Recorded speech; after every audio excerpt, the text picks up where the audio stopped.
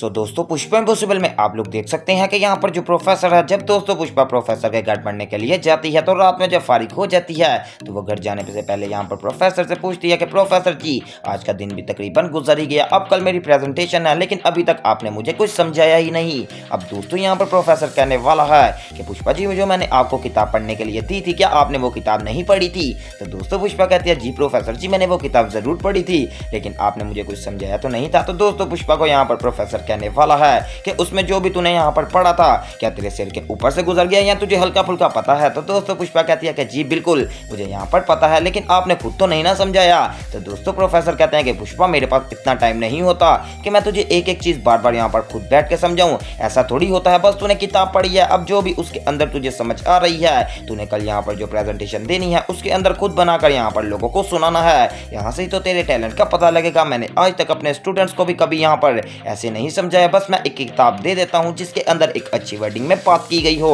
और जो बात अगर वो बंदा समझ लेगा तो अच्छी प्रेजेंटेशन दे देगा, अगर वो खुद नहीं समझेगा तो वो सारी बात उसके ऊपर आ जाएगी। अब दोस्तों पुष्पा कहती है कि प्रोफेसर जी वैसे मुझे आपकी ये बात कुछ समझ नहीं आई कि मैंने किताब पढ़ ली तो मैंने खुद ही यहाँ पर बतानी है, इससे आपका क्या फायदा हुआ? इससे अच्छा तो ये था कि मैं घर में अकेली पढ़ लेती। तो दोस्तों प्रोफेसर कहते हैं कि पुष्पा मैंने तो तुझे नहीं कहा था कि मेरे घर आ, तू तो जानबूझ कर आई। एक तो मैंने तेरी इज्जत रखी कि मैंने तुझे वापस नहीं भेजा और दूसरी तरफ तू मुझे ही बातें सुना रही है, ऐसा नहीं हो सकता। अब तू घर जा और जो भी तुझे समझाएगा सारी रात बैठ के तैयारी कर और कल हमारी प्रेजेंटेशन अच्छी जानी चाहिए। अब दोस्तों जब पुष्पा को इतनी सारी बातें पता चल जाती हैं तो पुष्पा घर आकर अपना सारी रात यहाँ पर पढ़ाई करना शुरू कर देती है और बेचारी इतना पढ़ती है कि कल प्रेजेंटेशन काफी ज्यादा अच्छी दे। दूसरी तरफ आप लोग देख सकते हैं कि यहाँ पर बर्थडे की सारी तैयारियां वगैरह चल रही होती हैं और जुगल के साथ खड़ी होती है कदमरी और काफी ज्यादा मुस्कुरा रही होती है दिल्ली पटेल की तरफ देखकर। अब दोस्तों जैसे दिल्ली पटेल की नजर यहाँ पर कदमरी की तरफ पड़ती है और यहाँ पर कदमरी मुस्कुरा रही होती है तो वो अश्विन से कहता है कि देख कदमरी कितनी बड़ी चालबाज औरत है,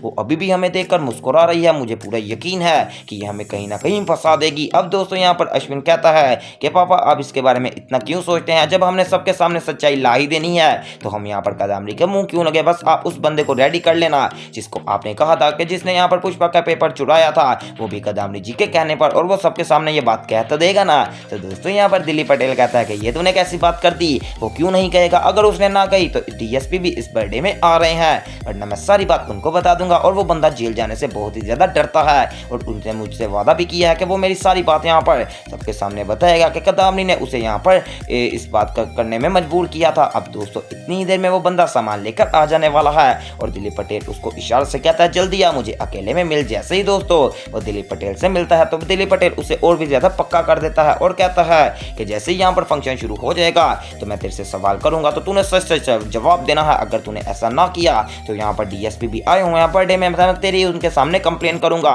और तुझे यहाँ पर जेल जाना पड़ेगा और मार भी पड़ सकती है। अब दोस्तों वो बंदा काफी ज्यादा डर जाता है और कहता है कि दिलीप भाई मैं तो आपसे माफी मांगता हूँ, ये ले आपके आगे हाथ भी जोड़ दिए, बस आप मुझे यहाँ पर पुलिस के हवाले मत कीजिएगा, मैं अपनी सारी बात कह दूंगा। अब दोस्तों दूसरी तरफ आप लोग देख सकते हैं कि यहाँ पर जो बरसात का मौसम आ गया है चोल के अंदर, तो पुष्पा बेचारी काफी ज्यादा बावली सी हो गई है और जाकर यहाँ पर बरसात में नहाना शुरू कर देती है। यहाँ पर जो अश्विन है वो कहता है कि मम्मी बाहर आ जा, सुबह तेरी प्रेजेंटेशन का दिन है, ये ना हो कि तेरी तबीयत खराब हो जाए। इतनी देर में यहाँ पर पुष्पा कहती है कि यहाँ पर अगर मैं नहाऊंगी तो मैं प्रेजेंटेशन काफी ज्यादा अच्छी दूंगी और तुम लोग इतने छुपे क्यों हुए हो, जल्दी से यहाँ पर मेरे साथ आके बरसात में नहाओ। अब दोस्तों पुष्पा यहाँ पर सुशीला को भी आवाज दे देती है, यहाँ पर दिलीप पटेल को भी और साथ ही साथ जुगल को भी। अब दोस्तों यहाँ पर जो दिलीप पटेल है वो कहता है नहीं पुष्पा ऐसा मत कर, हम यहाँ पर भीग जाएंगे। तो दोस्तों पुष्पा कहती है कि बरसात कौन सी रोज रोज होती है, अगर हम यहाँ पर इस खुशी में भीगेंगे तो काफी ज्यादा खुश रहा करेंगे। अब दोस्तों पुष्पा की बात मानकर हर बंदा आ जाने वाला है बरसात के नीचे और यहाँ पर पुष्पा वगैरह के साथ नहाना शुरू कर देता है। और दोस्तों यकीन करें